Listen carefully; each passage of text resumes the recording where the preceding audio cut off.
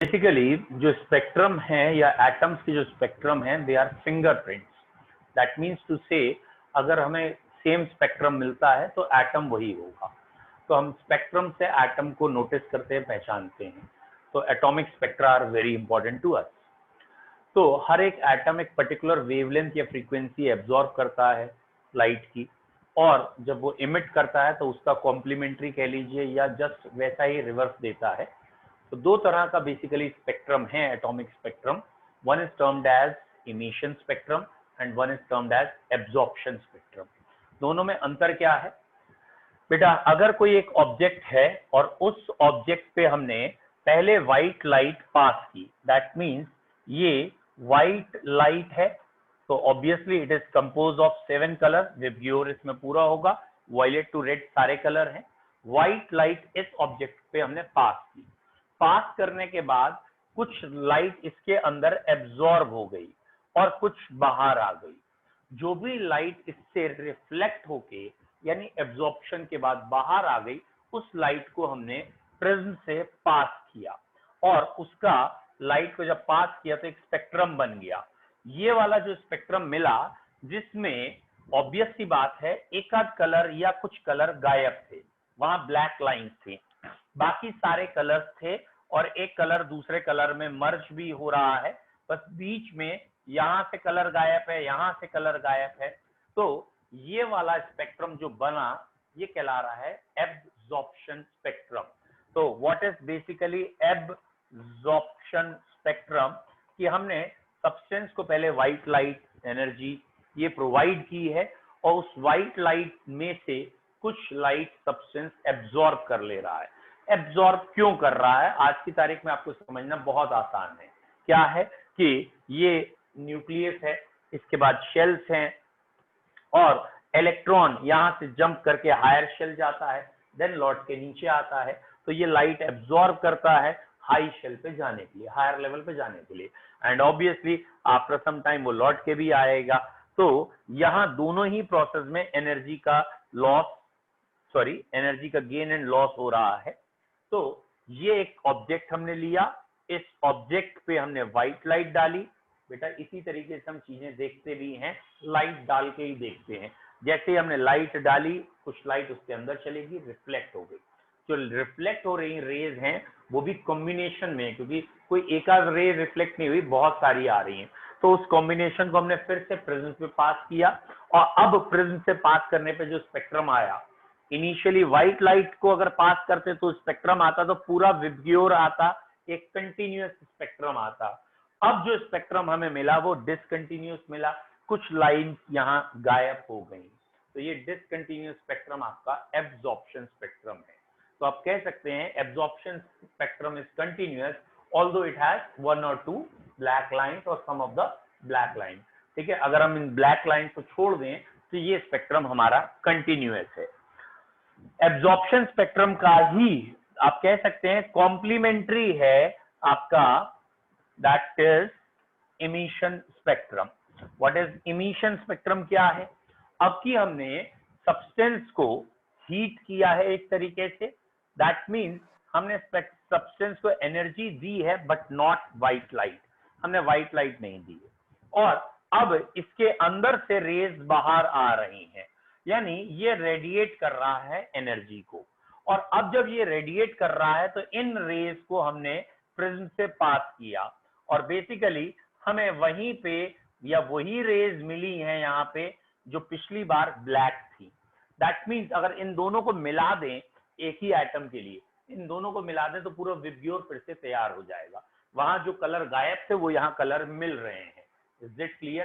तो कह सकते हैं इमिशन स्पेक्ट्रम बेसिकली डिसकंटिन्यूअस है, इसमें एक या दो लाइनें ही हैं, बाकी तो ये है ही नहीं, गायब ही है। ठीक है, और एब्जॉर्प्शन का ये कॉम्प्लीमेंट्री है। तो आई होप सो एब्जॉर्प्शन और इमिशन स्पेक्ट्रम आपको एग्जैक्टली समझ में आ गए हो, क्लियर हो। क्लियर हो गए तो 1 टाइप करिए, नहीं हुए तो 2 टाइप करिए।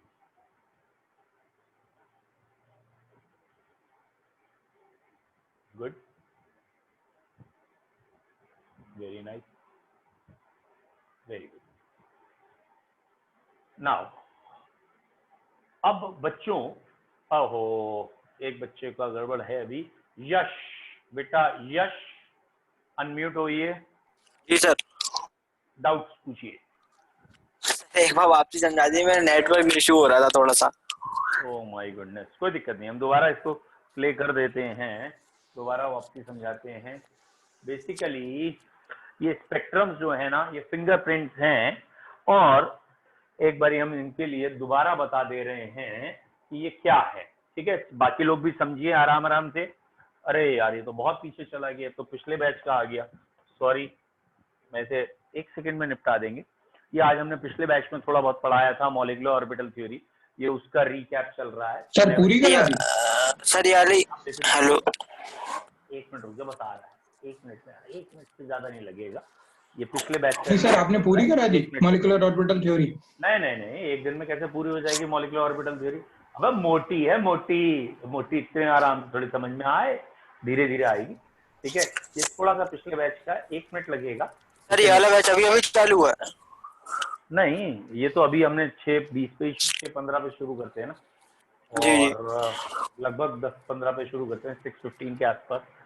और वो जो पिछला बैच था वो 5 से 6 था, दैट मीन्स वो 5:15 पे शुरू हुआ, 6 पे खत्म हुआ। हाँ बेटा।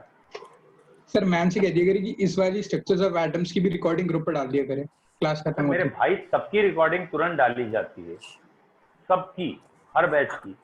हाँ, वो बात अलग है कि आप वाले ग्रुप में ना डालते हो तो आप मैडम को मैसेज कर दिया करो भैया। मैंने आपसे कितनी बार कहा है कि अगर आपको कोई भी दिक्कत आए, तुरंत आपको जो रिकॉर्डिंग चाहिए, जो चीज चाहिए, वीडियो चाहिए, नहीं भी बनी है बना के दी जाएगी। जैसे आपने आज कहा था शायद मोलैरिटी एंड मोलैलिटी, तो क्लास के बाद मैं आपको बना के दूंगा वीडियो वाली, मतलब क्लास के बाद मैं आपको एक्सप्लेन करूंगा अभी। सर ये वाली क्लास में भी सर ज्यादा समझा दी आपने, थोड़ा बहुत ही समझाया? नहीं, मैंने तो अभी कल वाला रिकैप किया खाली, आपको भी दिख जाएगा। ठीक है जस्ट सर, मिनट में आपको भी दिख रहा है। जी जी। सर आज का जो असाइनमेंट था उसमें सिर्फ 5th एंड 6th क्वेश्चन से नहीं हो पाया। कोई दिक्कत नहीं है, आप मैं इसको वो कर दूंगा explain 5th and 6th question को। अभी पहले ये समझिए बेटा, अब यहाँ ये हमारी बातों में निकल गया जो हम दिखाना चाह रहे थे। चलो, अब बातें तुम लोगों ने की इतना। बेटा आज की पढ़ाई सिर्फ और सिर्फ इतनी हुई है, सिर्फ और सिर्फ इतनी, कि 2 तरह के स्पेक्ट्रम हैं, एक एब्जॉर्प्शन और एक इमिशन। एब्जॉर्प्शन में क्या होता है, ऑब्जेक्ट पे हम व्हाइट लाइट पास करते हैं, और ये ऑब्जेक्ट है, ये रही व्हाइट लाइट, और अगर हमने इस पे जब ये व्हाइट लाइट पास की तो ये कॉम्बिनेशन 7 कलर्स का है, वॉयलेट टू रेड, और इसमें कुछ कलर एब्जॉर्ब हो गए और जो कलर बच गए वो बाहर आए। अब जो बच गए वो भी कॉम्बिनेशन या मिक्सचर है, तो उसको हमने प्रिज्म से पास करके सेग्रीगेट या अलग अलग किया। अब ये देखा यहाँ ये वाले कलर गायब थे, या यहाँ पे हमें ब्लैक लाइन मिलने लगी थी, यहाँ पे ब्लैक लाइन मिली थी, ये कलर गायब थे, यानी ये इसने एब्जॉर्ब कर लिए। बाकी सारे कलर मिल रहे हैं, ये नहीं मिल रहे। तो absorption spectrum is almost continuous except 1 or 2 black lines or some black lines, almost continuous, but definitely it is discontinuous. Almost continuous कह रहे हैं, but definitely it is always discontinuous, क्योंकि इसमें कुछ ना कुछ गायब होना ही होना है। एंड जब इसी सब्सटेंस का इमिशन बनाने की कोशिश करते हैं, तो इमिशन बनाते समय क्या होगा, it is a common sense, इसी सब्सटेंस ने जो लाइट एब्जॉर्ब की है वही इमिट करेगा ये। तो जब इसे हीट किया जाता है, एक्सटर्नल एनर्जी सोर्स दी जाती है, तो ये कुछ रेज बाहर छोड़ता है, जो रेज छोड़ता है उसे प्रिज्म से पास किया, और अब जहां जहां पिछली बार कलर गायब था या ब्लैक लाइट आई थी, वहां वहां ही इस बारी कलर दिख रहा है, यहाँ ही कलर दिख रहा है।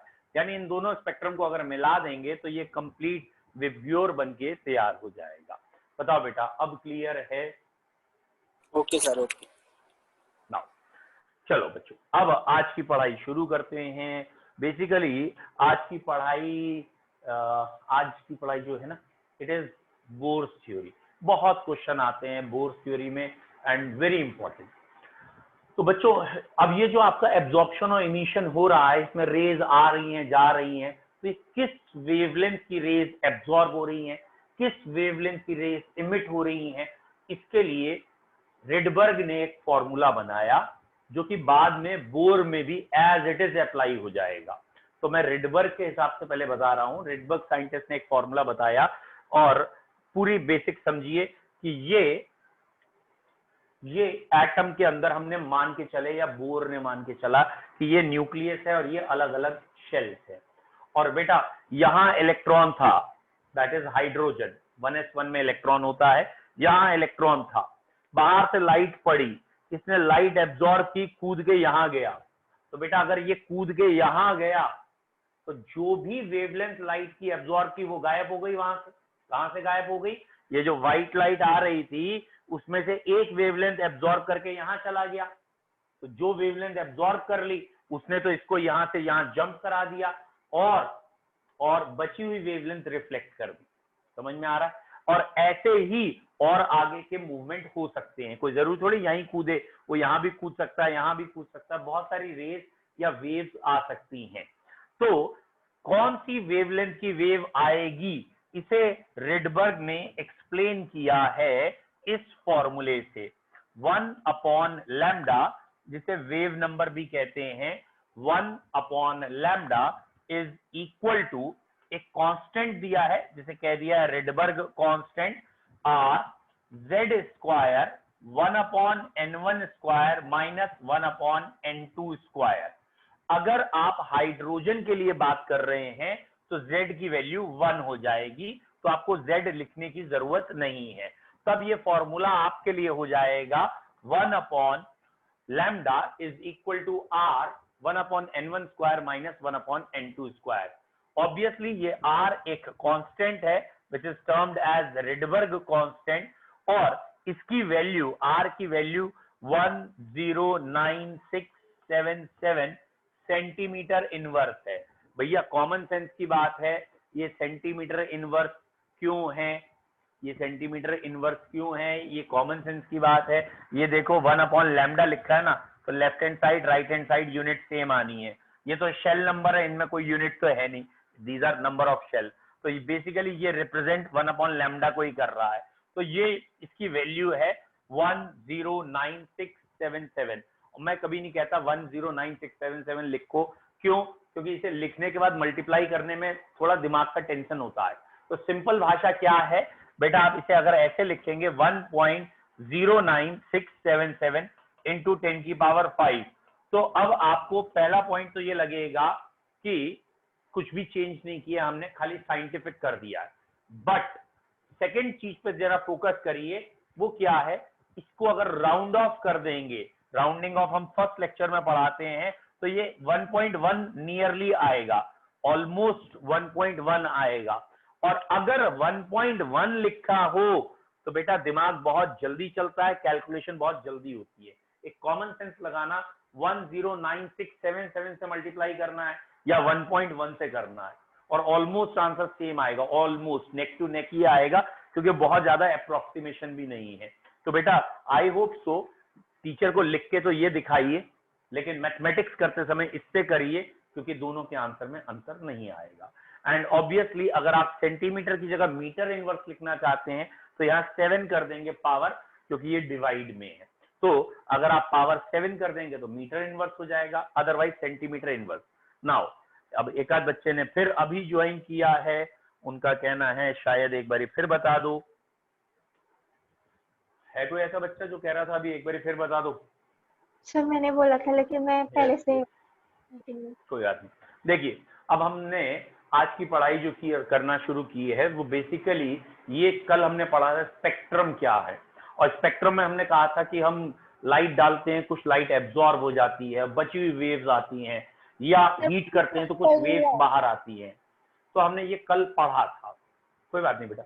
हम अब पॉइंट क्या है, अब ये जो वेव्स बाहर आ रही हैं या जा रही हैं, इनकी हमें वेवलेंथ नोटिस करनी है कि किस वेवलेंथ की वेव आई, किस वेवलेंथ की वेव जो है मूव हो रही है। तो उसके लिए रिडबर्ग ने एक फॉर्मूला दिया है which is termed as 1/λ। 1/λ wave number भी होता है, number of waves per unit length, is equal to r। बेटा ये फॉर्मूला हाइड्रोजन और हाइड्रोजन लाइक एटम के लिए होता है। तो जनरल फॉर्मूले में मैं z स्क्वायर जरूर लिखता हूं, 1/n1 square minus 1/n2 square. ये एक जनरल फॉर्मूला दिया गया है, यहाँ Z एटॉमिक नंबर है। ऑब्वियसली हाइड्रोजन या हाइड्रोजन लाइक है तो हाइड्रोजन के लिए तो 1 लगा दोगे, और अगर हाइड्रोजन की जगह कोई और है लाइक लिथियम है तो कभी भी लिथियम नहीं आएगा, लिथियम +2 आएगा। मतलब लिथियम में 3 इलेक्ट्रॉन थे, 2 निकल गए, 1 बचा, तो हाइड्रोजन लाइक हो गया। हीलियम नहीं आएगा, हीलियम प्लस आएगा। हीलियम में पहले एटॉमिक नंबर था 2, 2 इलेक्ट्रॉन थे, 1 निकल गया, 1 बचा, तो उसके लिए ये क्वेश्चन होगा। तो बेटा पॉइंट क्या आ गया, ये आपका जनरल फॉर्मूला आ गया, इसे नोटिस रखना है। और इसमें ये जो R है बेसिकली ये R है रिडबर्ग कांस्टेंट, ये याद रखना है, ठीक है। इस R की वैल्यू अभी हमने बताई है 1.09 × 10⁵ सेंटीमीटर इनवर्स है, ये याद रखिए। अब पूछो बेटा, कोई बच्चा कुछ बोल रहा है, मैं पढ़ नहीं पाया तब तक निकल गया। सर मैं वो पूछ रहा था कि n sir number of orbital जो हमें क्वेश्चन में गिवन होगा ना। आ रहा है n पे आते हैं, वेरी गुड। अब इस पे हम मूवमेंट करते हैं बच्चों। ये n क्या है, बेसिकली ये शेल्स के नंबर हैं।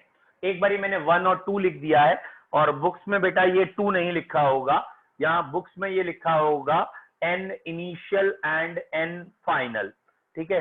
यहाँ n इनिशियल लिखा हो सकता है, यहाँ n फाइनल।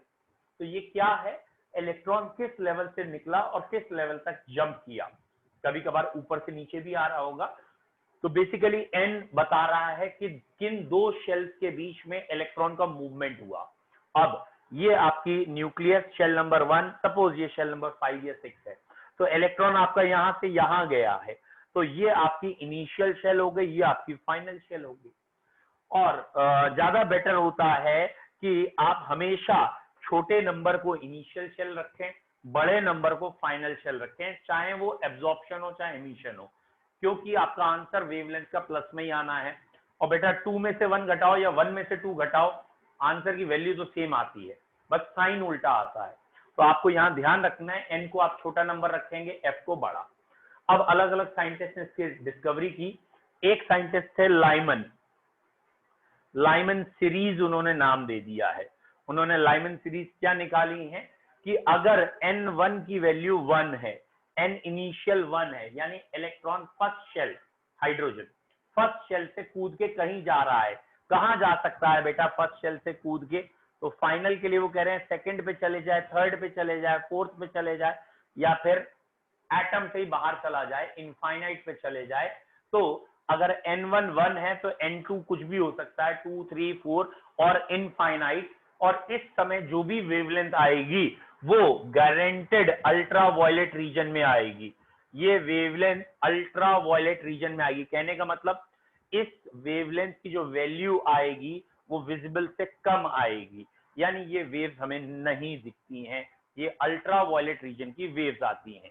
तो इसके न्यूमेरिकल कैसे होंगे, वो सीधा कहेंगे लाइमन सीरीज है।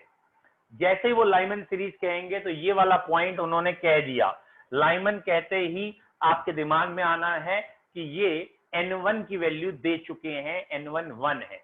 अब बात करनी है n2 क्या होगा, तो n2 2 3 4 से कुछ भी हो सकता है। तो एग्जामिनर आपसे ये कहेगा लाइमन सीरीज में हमने मिनिमम एनर्जी दी है। अच्छा ये फॉर्मूला बोल दे रहा हूं एक बार फिर, E is equal to h nu equal to hc upon lambda। जरा ये ध्यान रखना यार, ये मेरे को बार बार बताना पड़ता है, बच्चों से गलती होती है, तो जरा ये ध्यान रखना, E is equal to h nu equal to hc upon lambda। तो बेटा एग्जामिनर आपसे कहेगा एक मिनिमम एनर्जी दी है, मिनिमम एनर्जी और ट्रांजैक्शन हो गया है, मिनिमम एनर्जी और ट्रांजैक्शन हो गया, तो कॉमन सेंस लगाओ।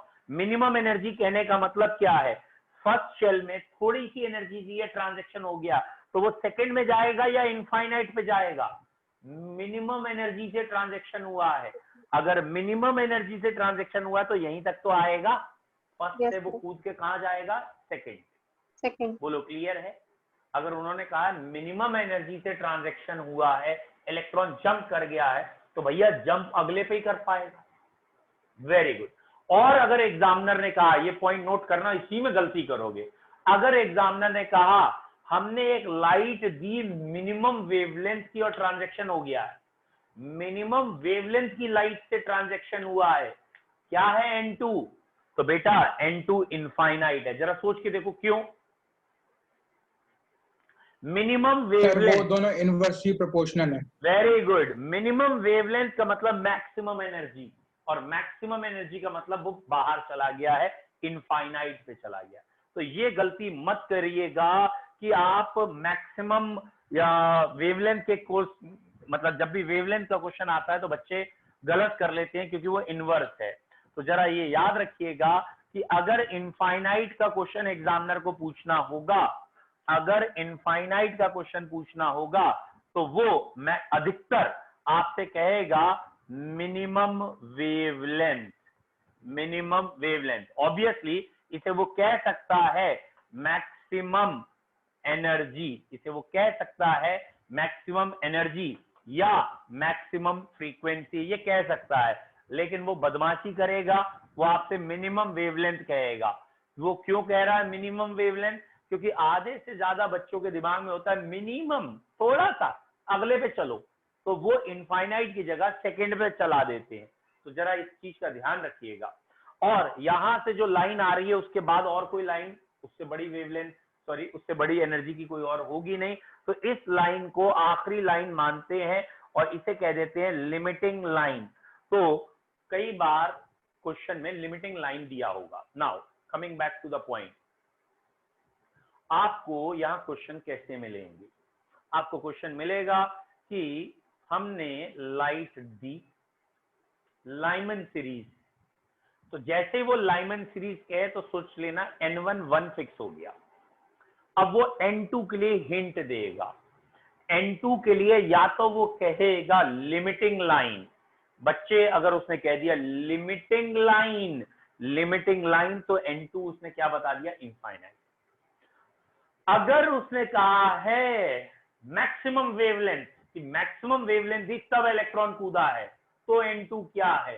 तो भैया दिमाग लगा लेना, मैक्सिमम वेवलेंथ यानी मिनिमम फ्रीक्वेंसी या मिनिमम एनर्जी, और अगर थोड़ी सी एनर्जी से काम हुआ है तो सेकंड पे ही गया है। चक्कर क्या है, एनर्जी और वेवलेंथ इनवर्सली है।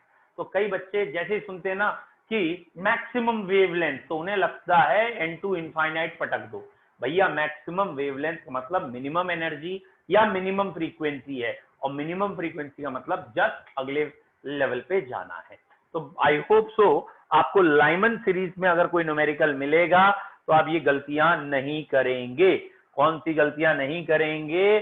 कि लाइमन सीरीज में N2 पहचानना होगा और N2 आप या फाइनल N लेवल सही से पहचानेंगे।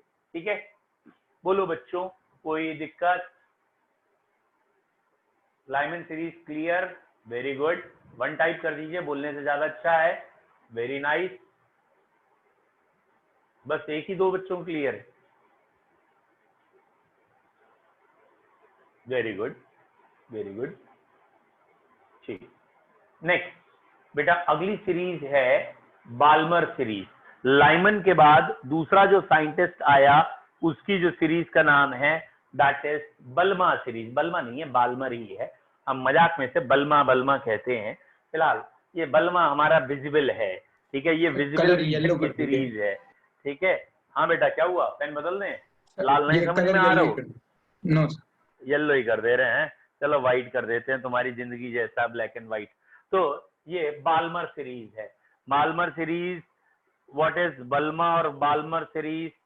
बेटा जब N2 2 हो, मतलब इनिशियल इलेक्ट्रॉन हमारा सेकंड लेवल पे हो और अब इलेक्ट्रॉन हायर लेवल पे कहीं जंप करा रहे हो, मतलब थर्ड पे, फोर्थ पे, फिफ्थ पे या इनफाइनाइट पे, तो जो होगी सीरीज वो बाल्मर सीरीज है।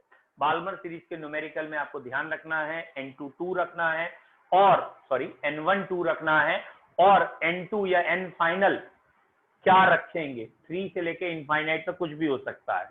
अच्छा, अगर हम कह रहे हैं मिनिमम एनर्जी तो क्या रखेंगे? टाइप करो answer, minimum energy.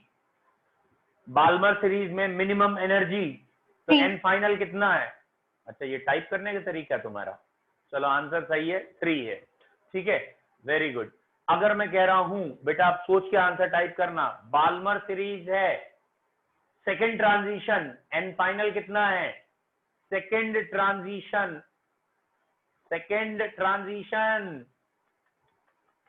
Very bad. बेटा बाल्मर सीरीज होता है N1 2 और इसे हद हो गई, हट, इसे कहते हैं फर्स्ट ट्रांजिशन, पहले कूद। सेकंड कूद ये है, तो सेकंड ट्रांजिशन ये हुआ, पहले एक्साइटेड स्टेट आया 2 से 3, फिर अगला एक्साइटेड स्टेट 3 से 4। तो सेकंड ट्रांजिशन जब कहा है बाल्मर सीरीज के लिए तो ये 4 आएगा। अरे यार 3 क्यों बोल रहे हो? Second transition, second. फिर से देखो, ये है न्यूक्लियस, ये है first shackle, second, third, fourth. हमने बाल्मर सीरीज कहा है तो इलेक्ट्रॉन, सॉरी बाल्मर सीरीज कहा है तो इलेक्ट्रॉन पहले से सेकंड लेवल पे है। अब यहां से यहां कूदा तो इसे कहेंगे फर्स्ट ट्रांजिशन। अगर यहां से यहां कूदता, इसे बाईपास करते हुए या कूदने के बाद फिर कूदता, ये है सेकंड ट्रांजिशन, यानी सेकंड एक्साइटेड स्टेट भी कहलाता है। ये वाला एक बार फिर से बता क्वेश्चन का ध्यान रखिए, पूछिए। बाल्मर सीरीज एक बार बता दीजिए सर। अरे लाइमन सीरीज समझ में आई, वही बाल्मर है। अंतर सिर्फ दोनों में क्या है भैया, लाइमन सीरीज में N1 1 होता है, बाल्मर में N1 2 होता है, और ये N1 फिक्स है। यानी ये जिस साइंटिस्ट ने खोजा उसके हिसाब से बताया, क्योंकि उस जमाने में एटम से ये इलेक्ट्रॉन का मूवमेंट, वेव्स निकालना थोड़ा मुश्किल था, तो जिसने खोजते गए उसके नाम पे रखते गए, बाकी कोई अंतर नहीं है। लाइमन कहने का मतलब तुम्हारे लिए N1 1 है और N2 के लिए आगे कोई हिंट गिवन होगी। बाल्मर कहने का मतलब N1 2 है और N2 के लिए हिंट गिवन होगी। जैसे मैंने अभी आपसे पूछा minimum energy, maximum wavelength, minimum frequency, ऐसे ही पूछ लेता है first excited state, second excited, first transition, second transition, ये वर्ड। तो आपको ये ध्यान रखना है, ये बैठा कहां पे है? सेकंड पे। फर्स्ट लेवल इसका ये है, सेकंड लेवल अगला है। अब क्लियर हुआ बाल्मर सीरीज? हेलो हाँ बेटा बोलिए बेटा। सर ये बाल्मर में N1 2 है और ये और जो अगला वाला है वो 3 का N फाइनल। नहीं, बाल्मर में N इनिशियल 2 है और N फाइनल। यहाँ फाइनल क्या रखेंगे इसके लिए एग्जामिनर आपको हिंट देगा, क्वेश्चन में न्यूमेरिकल में हिंट आपको मिलेगी। या तो वो कहेगा मिनिमम एनर्जी, तो भैया अगला लेवल है मिनिमम एनर्जी, तो मिनिमम एनर्जी मतलब थोड़ी सी एनर्जी दी, आगे पहुंच गए तो अगला ही लेवल है। वो कहेगा मैक्सिमम एनर्जी, तो भैया इनफाइनाइट हो गया। अच्छा, मैक्सिमम एनर्जी को मैक्सिमम फ्रीक्वेंसी भी कह सकता है, तो मैक्सिमम एनर्जी की जगह मैक्सिमम फ्रीक्वेंसी आ गया, तब भी यही है।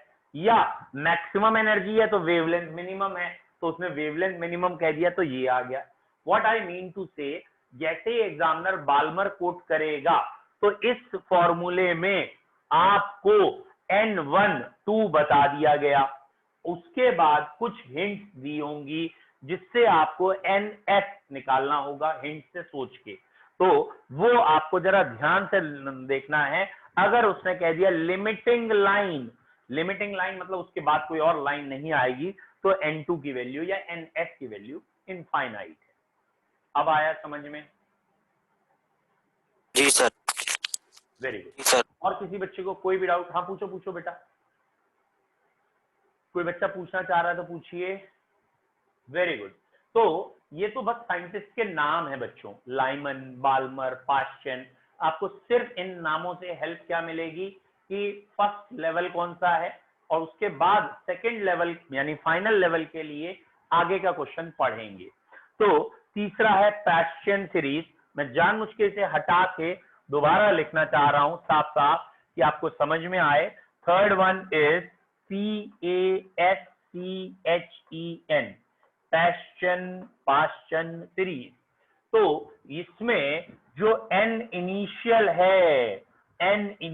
है वो थर्ड है, और जो N फाइनल है वो बेटा फोर्थ भी हो सकता है और फिफ्थ, सिक्स से लेके इनफाइनाइट तक कुछ भी हो सकता है। और ऑब्वियसली ये सीरीज इंफ्रारेड रीजन में आएगी। पहली अल्ट्रा वायलेट थी, दूसरी विजिबल थी, तो अब इंफ्रारेड रीजन में आएगी। और अगर एग्जामिनर को ये 4 पूछना होगा, you have to remember this, अगर एग्जामिनर को ये 4 यानी जस्ट नेक्स्ट लेवल पूछना होगा तो वो या तो कहेगा, या तो बेटा आपसे कहेगा मिनिमम एनर्जी, या आपको कहेगा मिनिमम फ्रीक्वेंसी। तो N2 4 रखिएगा, या कहेगा मैक्सिमम वेवलेंथ, ठीक है, या कहेगा first transition, first excited state. तो ये ध्यान रखिएगा, इनमें से कुछ भी कहा बहुत कुछ है। हाँ बेटा बोलिए। बहुत कुछ कह दिया सर। बेटा मैंने सारी कंडीशन बता दी ना कि एग्जामिनर में क्या आएगा, कहीं जी, ऐसा जी। ना हो वो कुछ कहे और आप बता ही ना पाओ उस समय, इसलिए बता दिया। अगली बार नहीं बताऊंगा और क्या अरे करूंगा। नहीं सर, अरे नहीं सर, मैं ये नहीं, मैं तो एक बात कह रहा हूँ ऐसे ही। मजाक कर रहा हूँ मैं भी, ठीक है। मैं मतलब एग्जामिनर भी बहुत कुछ कहता है ना, इसीलिए। अब बच्चे अगला पॉइंट, अगर उसे मैक्सिमम पूछना है तो अब मैं नहीं लिखूं तो समझ में आना चाहिए, ठीक है क्या? इस मिनिमम की जगह एनर्जी में मैक्सिमम कहेगा। Maximum very good. इस मिनिमम की जगह फ्रीक्वेंसी में मैक्सिमम मैक्सिमम कहेगा। इस मिनिमम वेरी गुड। और इस फर्स्ट की जगह लास्ट कहेगा या लिमिटिंग लाइन कह देगा। बोलो बच्चों, लाइमन बाल्मर पास्चन सारे क्लियर हैं?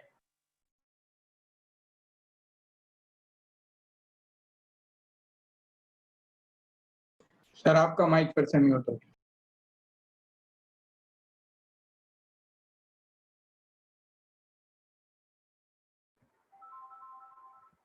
अरे बच्चों एक कॉल आ रहा था पीछे और इसलिए गड़बड़। और ये बेटा आवाज आ रही है अब तो? Yes sir. आ रही। फोर्थ सीरीज का नाम है ये अगर सारे वर्ड क्लियर हैं तो मैं इसे ग्रुप करके, ठीक है, ये मैंने छोटे करके अभी अलग रख दिए हैं, बाद में इन्हें लगाते रहेंगे।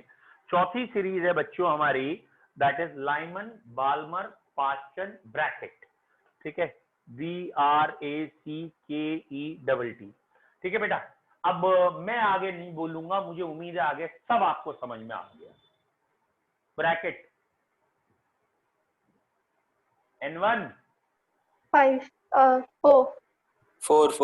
4 थैंक यू, N2 5 6 7 ठीक है, ये भी इंफ्रारेड में ही आएगा। अब तो कोई टेंशन है नहीं, ये वाली कहानी फिर उठा के यहाँ रख दूंगा, वहीं से देख लेंगे। और ब्रैकेट के बाद अगली सीरीज है that is known as Pfund series, FUND है, P साइलेंट है, पता नहीं अंग्रेजों को साइलेंट से क्या लेना देना है, पता नहीं। फिलहाल फुंड सीरीज है, ये भैया 5 है और जे आगे है। हाँ वो सब क्लियर है, मतलब आपको। अगला है हेम्फ्रे सीरीज। अब मतलब इसके बाद तो मजाक चल रहा है, जिसका मर्जी आया उनने सीरीज बना दी, हेम्फ्रे REY, हेम्फ्रे सीरीज। हेम्फ्रे की स्पेलिंग देख लेना बुक से क्या है, ये 6 है, ये 7 8 9 सो ऑन है, ठीक है। और इन सब में ये वाला फिर से उठा ले हम, ओहो ये ग्रुप फिर से उठाए, आ गया, हाँ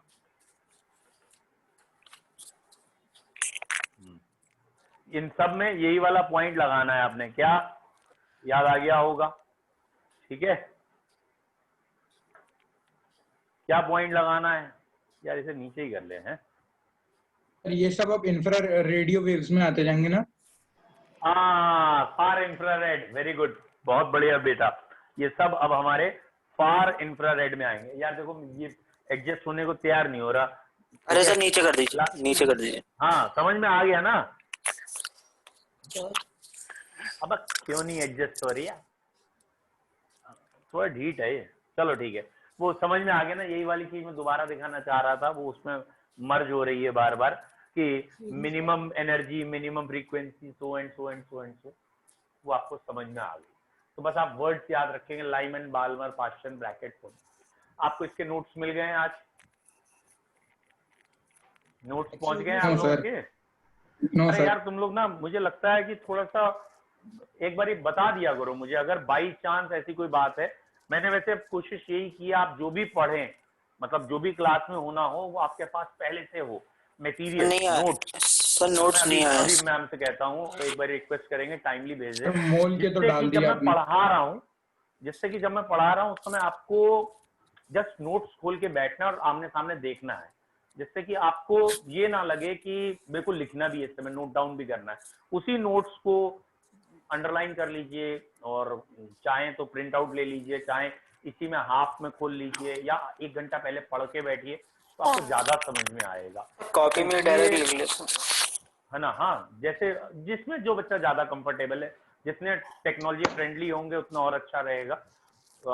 फिर भी कल से ध्यान रखिएगा, अगर आपको बैच के नोट्स बैच के टाइम से पहले नहीं मिले हैं सर, आपसे कह देंगे। मैम को कॉल किया करिए। ठीक है, पूछो सर आपसे कह देंगे कल से। सर जो सीरीज है कोई उसमें नहीं आएंगी सर, रेडियो वेव्स में? आरएम अरे वही है, वो आगे रेडियो तक की रेज वही वेवलेंथ निकालते हैं और जिसकी वेवलेंथ बहुत ज्यादा आ जाएगी वो रेडियो वेव हो जाएगी और क्या। ठीक है, okay sir. Excuse me sir, बोलिए बेटा। सर ये कैसे पता चलेगा कि कौन सी वाली सीरीज कौन सी वेव्स शो करेंगी? कौन सी वाली सीरीज कौन सी वेव शो करेगी? ठीक है सर, कौन सी बेटा, मूवी में आएगी, देखिए कौन सी वाहियात में आएगी? मैं आपको बता देता हूँ, इसके 2 तरीके हैं निकालने के। पहला तरीका ये है कि आप वेवलेंथ निकालिए और जो आपकी वेवलेंथ आएगी अगर वो 4800 आर्मस्ट्रॉन्ग से कम आएगी, मतलब विजिबल से कम है, तो वो अल्ट्रावायलेट में है, वो लाइमन सीरीज है। और अगर आपकी वेवलेंथ 7800 के ऊपर आ रही है, दैट इज वो इंफ्रारेड में जा रही है, तो इसका मतलब वो पाश्चन ब्रैकेट या पुंड में है।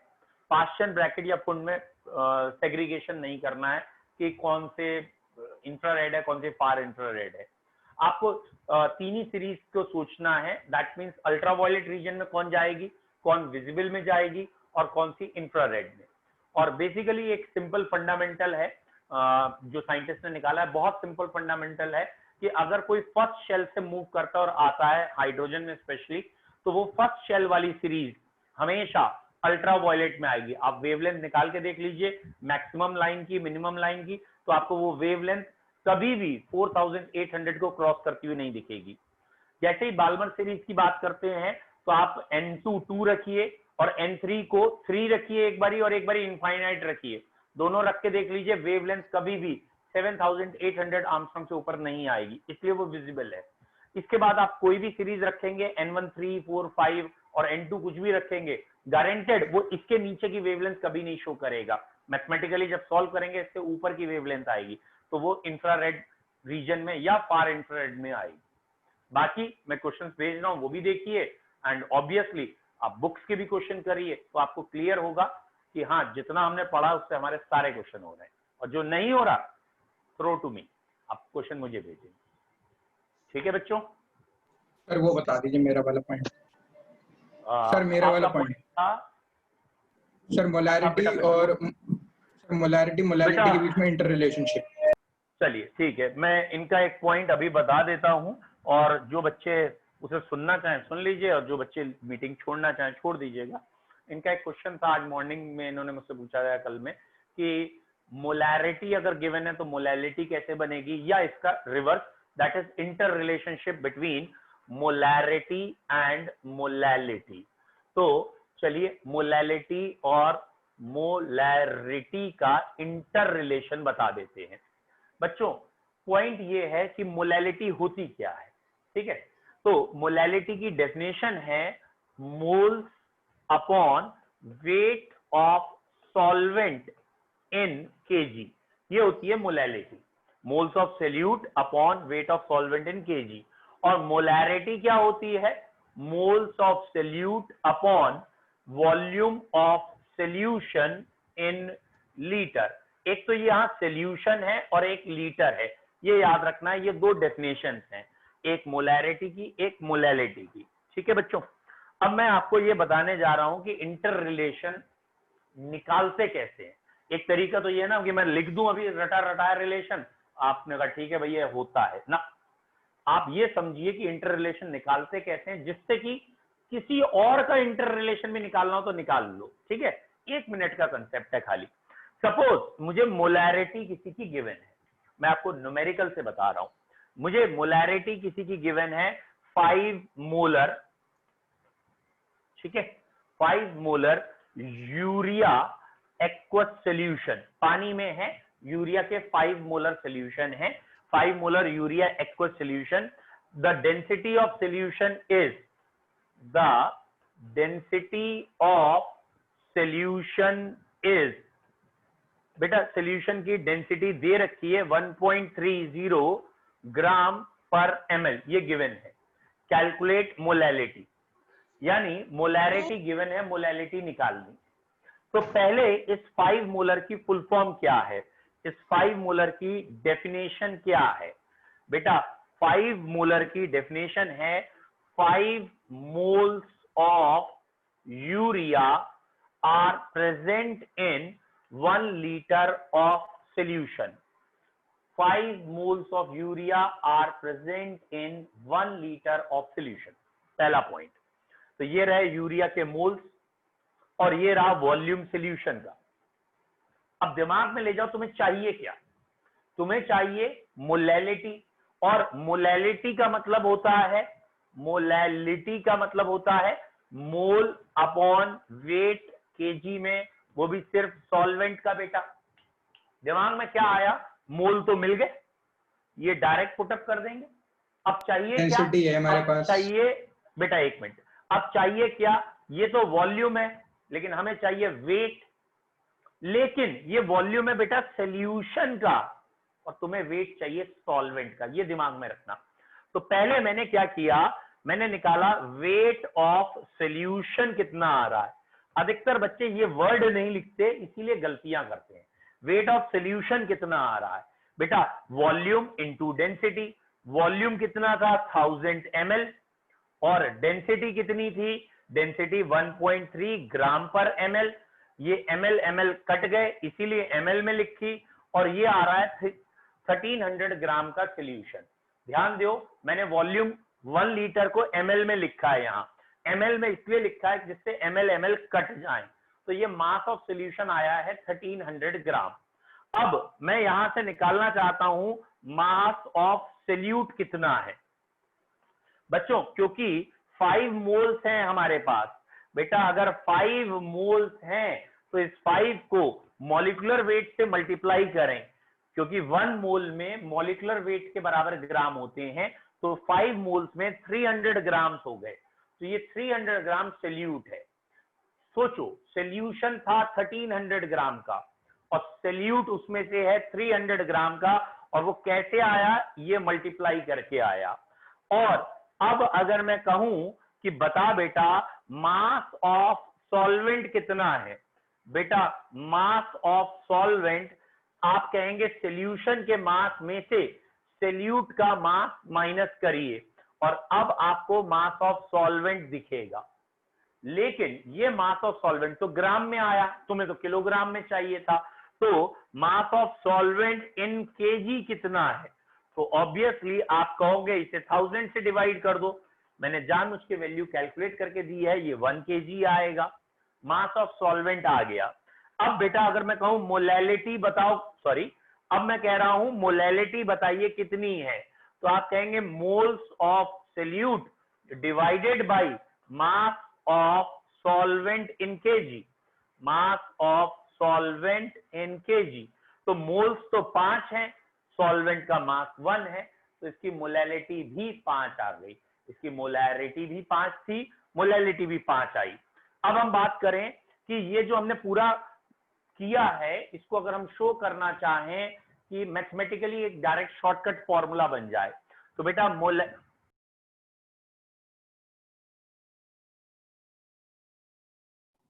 सर आपका माइक म्यूट हो गया।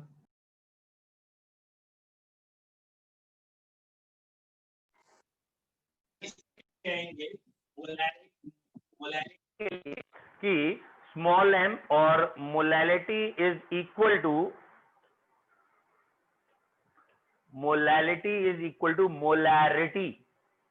बेटा ध्यान से देखो, यहां आपने ऊपर 5 रखा, ये मोलैरिटी तो थी, तो मोलैरिटी अपॉन 1000 इंटू डेंसिटी, ये क्या था? 1000 इंटू डेंसिटी क्या था? ये था mass of solution minus solution का mass, molarity into molecular weight of solute. याद आया? Molarity into molecular weight of solute, ये क्या आया था, ये क्या आया था, mass Weight of solvent. Of solute, और ये क्या था, मास ऑफ सॉल्यूशन। और जब ये माइनस किया तो ये क्या बन गया, मास ऑफ सॉल्वेंट। और इसे केजी में चेंज करने के लिए 1000 से डिवाइड किया था, वो 1000 ऊपर चला गया, और ये आ गया आपका direct formula, direct relation between molality and molarity.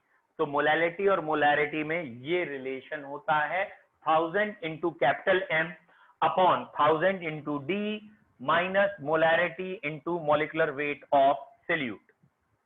ठीक है, मैं फिर लिख देता हूं, कल ये लगाऊं या पूरा मेथड करूं? बेटा ये डायरेक्ट शॉर्टकट भी मैं आपको लिख के दिखा सकता था, लेकिन मैंने डायरेक्ट शॉर्टकट सिर्फ इसलिए नहीं लिखा कि बाई चांस एक भी वर्ड आपसे मिस हो गया या आपको नहीं समझ में आया तो आप अगली बार नहीं कर पाएंगे। This is the direct shortcut. और यहां ये वाला m ये है मोलैलिटी, ये वाला m है मोलैरिटी, और ये मैंने लिख ही दिया है मॉलिक्यूलर वेट ऑफ सॉल्यूट है। और डिटेल अगर चाहिए तो ये क्या था, ये था मास ऑफ सॉल्यूशन, और ये क्या है, ये मल्टीप्लाई क्या है, ये है मास ऑफ सॉल्यूट। और इसको जब माइनस कर देते हैं ये माइनस, तो ये आ जाता है मास ऑफ सॉल्वेंट। सर बताइए बेटा, कोई डाउट? सर कल ये वाला लगाऊं या पूरा नॉर्मल अपना नॉर्मल वाला करके दिखाऊं आपको? ये है डायरेक्ट शॉर्टकट है, ये मैंने आपको डायरेक्ट शॉर्टकट इसलिए पढ़ाया है जिससे कि आप अटके ना, एग्जामिनर कुछ और दे दे, कुछ और तरीके से पूछे, किसी और में रिलेशन दे दे तो भी आप कर लें, इसलिए मैंने आपको पूरा पढ़ाने के बाद शॉर्टकट दिया है। मैं आपको डायरेक्ट भी दे सकता था शॉर्टकट, आप न्यूमेरिक एग्जाम में डायरेक्ट लगाएंगे तब भी आपको मार्क्स मिलेंगे, आप पूरा सॉल्व करके दिखाएंगे तब भी मिलेंगे। It depends totally on you. Sir एक बार वो वाला बता दीजिए। एग्जाम में ना क्वेश्चन की वेटेज देखी जाती है, क्वेश्चन अगर 2 नंबर का है, 3 नंबर का है, 5 नंबर का है, उस हिसाब से काम किया जाता है। अब उन्होंने मोलैरिटी दे रखी है, मोलैलिटी पूछी है, 1 नंबर का क्वेश्चन है, तो ऑब्वियसली वो बहुत ज्यादा फॉर्मूला इन सब पे बॉदर नहीं होंगे, और वही क्वेश्चन उन्होंने 4 नंबर 5 नंबर में दे रखा है, तो वो इस तरीके से करोगे तो नंबर नहीं देंगे। सर एक बार वो बोर्ड्स का जो सर बोर्ड्स का जो वो n वाला फॉर्मूला था ना, k की वैल्यू, सर एक बार वो वाला बता दीजिए सर बस। बेटा बोर्स का फॉर्मूला यही है जो आपने अभी लिखा हुआ है, यही फॉर्मूला है। कौन सा?